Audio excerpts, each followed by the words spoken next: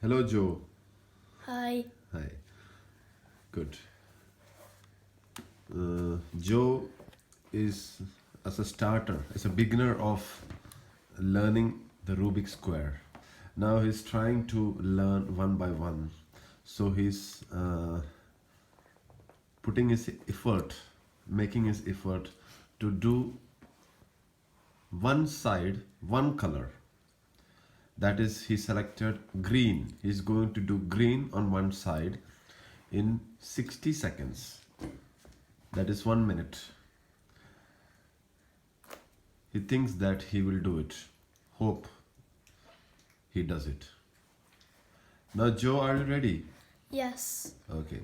Then the time starts now.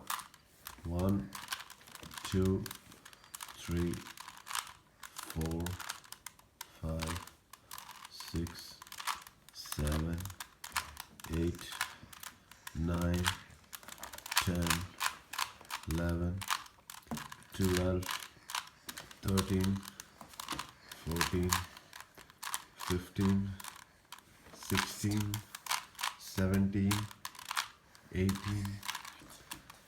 19, 20, 21, 22, 23, 24, 25. Done. Wow!